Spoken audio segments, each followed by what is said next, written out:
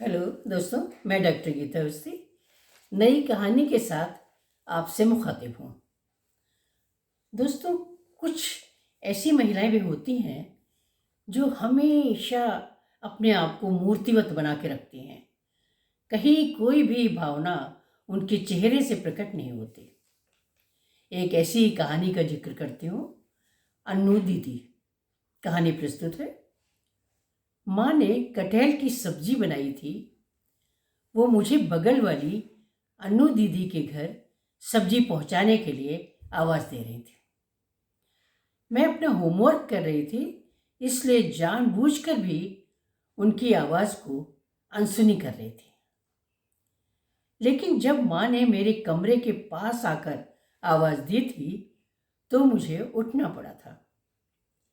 अन्नू दीदी वैसे मुझे बहुत पसंद थी, पर मुझे लगता था कि वो बड़े होने के बावजूद मेरे साथ शरारतें क्यों नहीं करती। वो शायद उम्र से भी ज़्यादा उम्र दराज हो चली थी। मैं सब्जी लेकर गई थी तो चाची ने हल्की सी मुस्कुराहट के साथ सब्जी का कटोरा थाम लिया था। चाचा जी खाना खा रहे थे। उसे खाना की बजाय अगर मैं दाल और रोटी कहूँ तो ज़्यादा बेहतर होगा। बाल सुलभ मन इन बारीकियों में उलझने लगता था कि ये लोग बहुत सारी चीज़ें जैसे सब्जी, रायता, चटनी, कढ़ी आदि क्यों नहीं खाते। माँ ने निर्देश दिया था कि सब्जी का कटोरा बाद में आ जाएगा, तुम आकर अपना काम करना। फिर भी चपल निगाहों ने देख ही लिया था कि चाची वो अनु दीदी के हिस्से में सिर्फ दाल का नीचे का पतला पतला पानी बचा था। मन में फिर एक सवाल उठा था और वो माँ तक पहुंचा था। माँ ने उदास होकर कहा था, भगवान सबको सब कुछ नहीं देता, ईश्वर उनको भी अच्छे दिन दे। भले लोग हैं लेकिन दुर्दिनों का सामना कर रहे हैं। बाद में बातचीत में मैंने माँ से सुना था कि उनके यहाँ आमदनी का एकमात्र जरिया सिर्फ चाची वो अनु दीदी द्वारा किया जाने वाला सिलाई का काम था। अनु दीदी सिले हुए कपड़े घर घर पहुंचा देती थी। चाचा को कोई ऐसी बीमारी थी जो लाइलाज थी। वो बस अधिकतर पलंग पर ही पड़े रहते थे। मेरी माँ के मन में उन लोगों के लिए बहुत दया थी। वो लोग भी अच्छे पड़ोसी थे। हम लोग छुट्टियों में कहीं जाते थे तो वे हर तरह से घर का ख्याल रखते थे। चाची कभी कभी माँ के साथ बड़ी वो पापड़ भी बनवा लेती थी। शायद माँ की हमराज भी थी चाची और चाची की हमराज माँ। अनु दीदी वैसे तो बहुत अच्छी थी, पर हमेशा चुप चुप रहती थी। मैं चाहती थी कि वो मेरी दोस्त बन जाए, बल्कि बेस्ट फ्रेंड बन जाए, पर वो एक प्रतिमा की तरह थोड़ा सा मुस्कुराती थी। मैं खिलखिलाकर हंसने वाली दोस्त चाहती थी। बस यही दुराव हम दोनों के बीच में था। कभी कभी अकेले में मैं सोचा करती थी कि इतना चुपचाप कोई कैसे रह सकता है। यहाँ तक कि चाची भी कभी कभी अच्छे से खुल के मुस्कुराती हैं, पर अनु दीदी बहुत कम मुस्कुराती थी। कुछ वर्ष ऐसे ही बीत गए थे। मैं भी थोड़ी बड़ी वो समझदार होने लगी थी। अनु दीदी के चुप रहने, वो हल्के से मुस्कुराने का कारण भी प्रथम दृष्टया मेरी समझ में आने लगा था। इसलिए मुझे अब उनसे कोई शिकायत नहीं थी। मेरी वो अनु दीदी की उम्र में काफ़ी अंतर था। पर इतना मैं जानने लगी थी कि मेरे परिवार के अलावा वे लोग किसी और पड़ोसी या रिश्तेदार से सहायता लेना पसंद नहीं करते थे। एक दिन मौसी का खत पढ़कर माँ बड़ी खुश लग रही थी।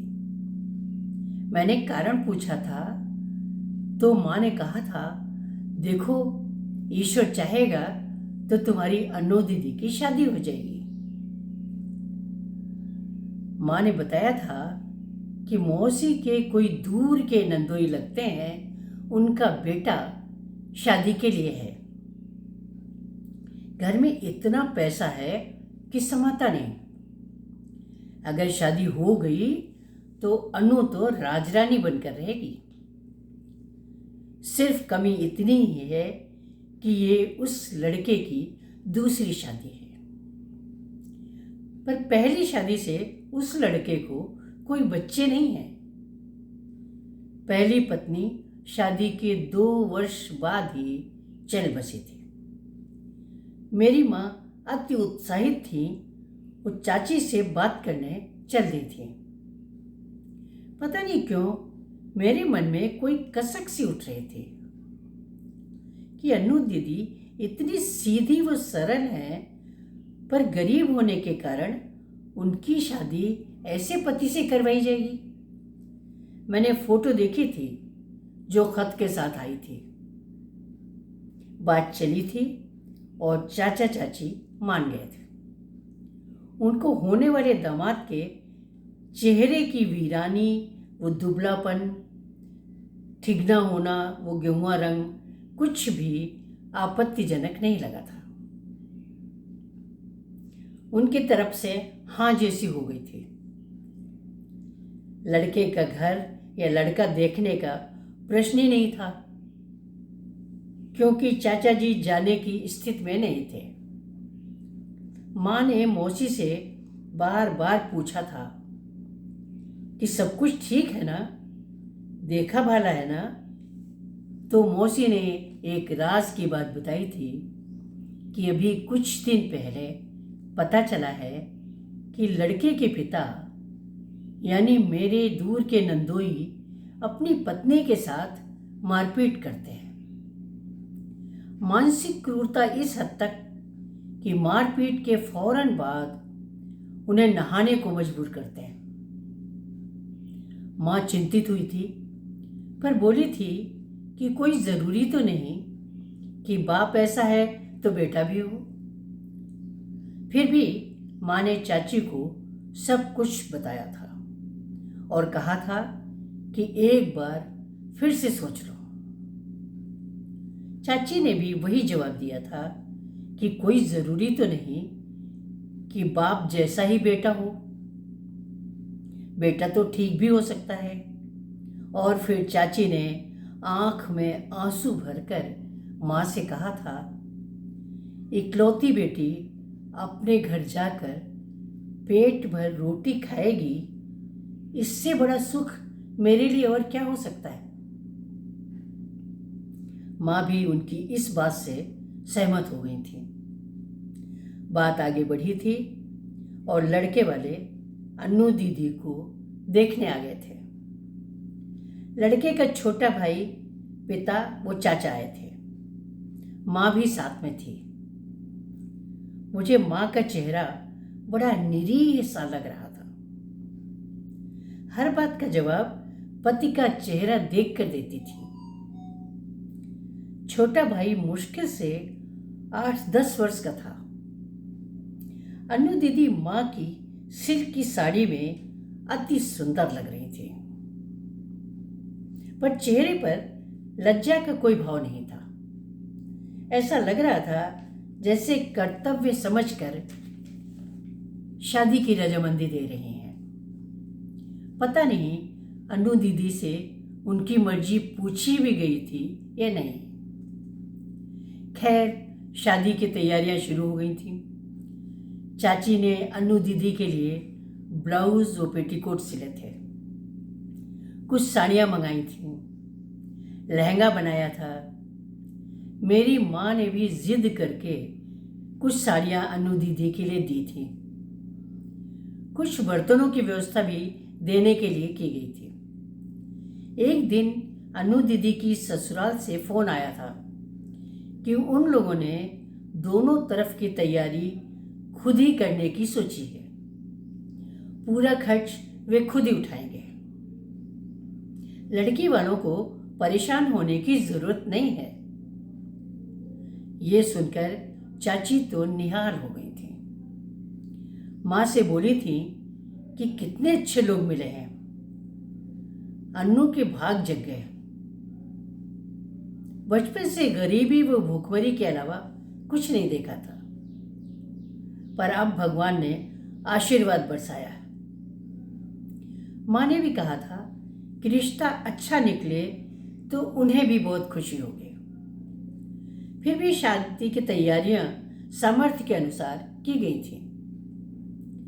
इस बीच मैंने अनु दीदी के चेहरे पर कभी भी खिली हुई मुस्कान नहीं देखी थी। ऐसा लगता था जैसे रोटी दाल बनाने की तरह ये भी वो एक काम करने जैसे जा रही हैं। मुझे ताज्जुब होता था कि मेरी शादी होती तो मैं तो हर बात में, हर तैयारी में हिस्सा लेती। अनु दीदी तो इकलौती हैं, मेरा तो भैया भी है, फिर भी मैं अपना हक हर जगह जताती हूँ। पता नहीं अनु दीदी को ईश्वर ने ऐसा क्यों बनाया। अब अनु दीदी कभी कभी मुझसे थोड़ी बहुत बातचीत कर लेती थी, जैसे साड़ी में फाल लगाने जा रही हूँ, तुमने खाना खा लिया, जैसे सवाल पूछ लिया करती थी। धीरे धीरे शादी का दिन भी करीब आ गया था। अनु दीदी ने चाची के कहने पर घर की लिपाई पुताई भी कर ली थी। चाची ने रात को जग जग कर भी कपड़ों की सिलाई की थी ताकि कुछ अधिक पैसे इकट्ठे कर सकें।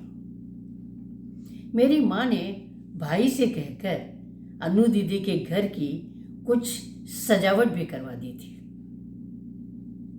मेरे पिताजी के पास समय नहीं था, सो उन्होंने माँ के जरिए कुछ आर्थिक सहयोग किया था। शाम को हम सब ने अच्छे कपड़े पहने थे, वो अच्छे से तैयार हुए थे। चाची के 2-4 रिश्तेदार आए थे। खाना वगैरह बनाने के लिए कारीगर लगाया गया था। मिठाई बनी थी। इन सब के लिए लड़के वालों ने सुबह ही रुपए भिजवा दिए थे। चाची ऐसे रिश्तेदार पाकर बहुत खुश थी। अनु दीदी अभी भी पूर्णतः तटस्थ थी।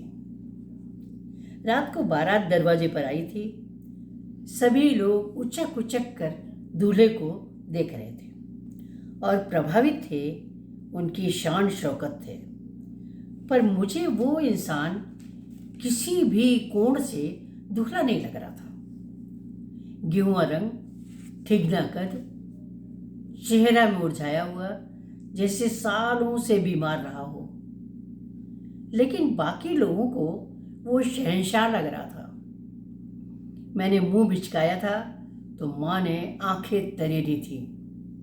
मैंने देखा था अनु दी तब भी तटस्थ थी। थोड़ी देर बाद वे यंत्रवत उस दूल्हे के साथ फेरे ले रही थी। इतना जेवर चढ़ाव में आया था कि अनु दीदी उसे पहनकर झुकी जा रही थी। चाची की आंखें ये सब देखकर चमक रही थी। पास ही एक कुर्सी पर चाचा जी भी बैठे थे। उनके चेहरे पर भी संतुष्टि के भाव थे। पूरे गांव के लोग वाह वाह कर रहे थे कि कितने अच्छे रिश्तेदार मिल गए हैं। औरतों में कानाफूसी चल रही थी कि लड़की के भाग्य तो देखो, खाने को रोटी नहीं थी और अब मखमल पर चलेगी। शादी हो गई थी। खैर सब कुछ निपट गया था और अनु दीदी की विदाई का पल आ गया था। अनु दीदी चाचा चाची के गले लगकर खूब रोई थी। शायद पहली बार अलग होने का दुख था। अनु दीदी उस गांव से पहली बार कार में बैठकर विदा हुई थी। शाम को चाची शादी की मिठाई खुद लेकर हमारे घर आई थी। शायद उनकी तरफ से धन्यवाद ज्ञापन था ये। मैं भी अपनी दिनचर्या में व्यस्त हो गई थी, पर मैं शादी के बाद भी अनु दीदी से बात करना चाहती थी। मैं जानना चाहती थी कि इतना सब कुछ पाकर भी अनु दीदी खुश क्यों नहीं हुई थी। मुझे अनु दीदी का इंतज़ार था। रोज माँ से पूछती थी कि कब आएगी अनु दीदी। फिर एक दिन चाची ने माँ से आकर कहा था, तुम्हारे अलावा किससे कहूँ, मेरा और कोई है भी नहीं। तुम अपने बेटे को भेज दो तो अनु को विदा करा लें। माँ ने हामी भर दी थी। वो भैया अनु दीदी को लेने चला गया था। मैं भी अनु दीदी का इंतज़ार कर रही थी। कार की आवाज़ आई तो बाहर दौड़ी थी। अनु दीदी कार में आई थी। भारी साड़ी, ढेरों गहने, मांग चटक सिंदूर से भरी थी, पर उनके चेहरे पर नवविवाहिता जैसी मुस्कान व लावण्य नहीं था। मुझे कुछ खटका था। अनु दीदी अपने घर चली गई थी। ड्राइवर ने 2 दिन बाद आकर अनु दीदी को लिवाने को कहा था।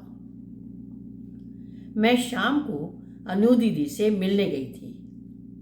मैं उन्हें बाहर झूले पर ले आई थी और कहा था, आप कितनी खुशनसीब हैं कि ऐसा घर मिला। अब ये उदासी छोड़ दीजिए, अब तो मुस्कुराइए। मुझे तो लगता है अब आपके बच्चे ही मेरे साथ खेलेंगे। आप तो कभी खेली ही नहीं, कभी मुस्कुराकर मुझसे बात ही नहीं की। कम से कम बच्चे मुस्कुराएंगे तो। अनु दीदी ने उसी सपाट भाव से कहा था, तुमसे कहती हूँ, किसी से कहना नहीं, मेरे बच्चे कभी नहीं होंगे। मैं नर्स बन गई हूँ जो आजीवन बीमार पति की सेवा करेगी। अब मेरा चेहरा पूरी तरह से वीरान हो चुका था।